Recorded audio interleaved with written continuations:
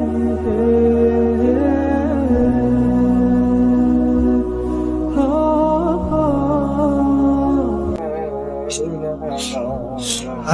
আপনার কি হয়েছে? আরে ভাই, আর বলবেন না। আপনি তো জানেন আল্লাহ তাআলা আমাকে অনেক ধন দৌলত সম্পত্তি দিয়েছে, কিন্তু আমাকে একটা কথা ভাবতে খুব খারাপ লাগতেছে। কি কথা ভাই? ভাই, কথাটা হলো যে যে আল্লাহ তাআলা আমাকে এত ধন দৌলত সম্পত্তি সুখ শান্তি দিয়েছে, আর আমি কিনা সেই আল্লাহ তাআলা ইবাদত না করে দুনিয়ার পাপ কাজে খারাপ কাজে লিপ্ত থাকি। এবং আমি না থাকলেও আমার মতো হাজার হাজার লোক এই দিনটা খারাপ সম্পত্তি এলাকায় শক্তিশালী, হয়তো সবাই এক না, কিছু কিছু লোক ভালো আছে, নামাজ পড়ে আল্লাহ তাআলার ইবাদত করে, আবার কিছু কিছু লোক ধর খারাপ পথে লিপ্ত থাকে।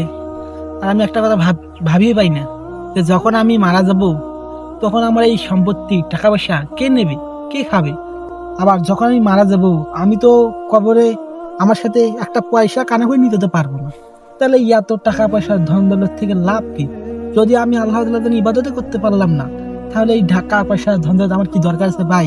তাই ভাই ভাবতেছি ভাই, আমার মনটা খারাপ হচ্ছে ভাই। এই এত লাখ টাকা পয়সা ধন দৌলত থাকিয়া আমি কি, যে আল্লাহ আমাকে দিল আমি সেই আল্লাহকে ভুলে গেলাম।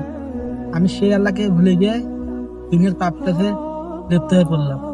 তাই ভাই আমি ভাবতেছি আমার যে সম্পত্তি গুলো আছে ধন দৌলত, আমি সবগুলো গরিবদের ফকিরদের দান করে আমি আল্লাহর পথে ফিরে আসবো। এবং আপনার কাছে দোয়া চাই, আপনি আল্লাহর কাছে দোয়া করবেন যেন আমি আল্লাহর পথে ফিরে আসতে পারি। আমি আপনাকে বলবো আপনি আল্লাহর পথে ফিরে আসবেন, এবং আমাদের যত মুসলমান ভাইরা আছেন সবাই আল্লাহর পথে ফিরে আসবেন, এটা আমি আপনাদের কাছে কামনা করলাম। আচ্ছা ভাই, আপনার জন্য দোয়া করবো। আচ্ছা ভাই, তাহলে থাকেন। আসসালামু আলাইকুম, আমি আসি।